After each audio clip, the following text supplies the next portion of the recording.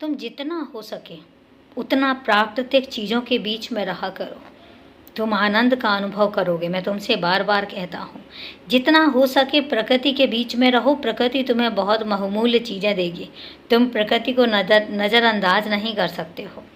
और मैं एक बात तुमसे कहता हूँ कि तुम्हें प्रकृति ने बहुत कुछ सीखने की नियत भी दी है और तुम्हें उससे बहुत कुछ सीखने को भी मिलेगा। तुम सीखोगे कि प्रकृति कितना देती है, तुम सीखोगे कि प्रकृति कितना निस्वार्थ देती है और बदले में हमसे कुछ भी नहीं मांगती, कुछ भी नहीं चाहती। वो सिर्फ इतना चाहती है कि हम उनका ध्यान रखें, कि तुम उनका ध्यान रखो। प्रकृति का ऐसा स्वभाव क्या मेरे बच्चों का भी हो सकता है?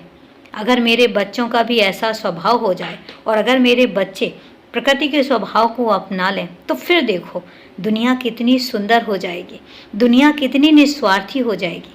और हाँ, अगर मांगना है तो मुझसे मांगो, जितना चाहे उतना मांगो, दिल खोल के मांगो, झोली फैलाकर मांगो, हक से मांगो, विनती करके नहीं, हक से बोलो कि तुम्हें ये चाहिए, तुम्हें मिलेगा।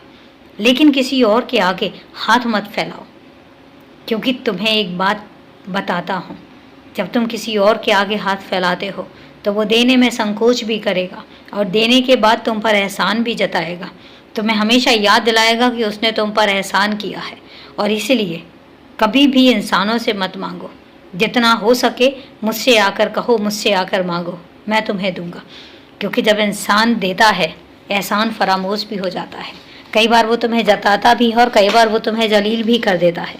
और अगर समय पर तुम उसका दिया हुआ वापस नहीं कर पाए तो उसके बाद वो जिस तरीके की बातें तुम्हें बोलेगा तुम्हारे बर्दाश्त से बाहर हो जाएंगे, क्योंकि तुम स्वाभिमानी हो।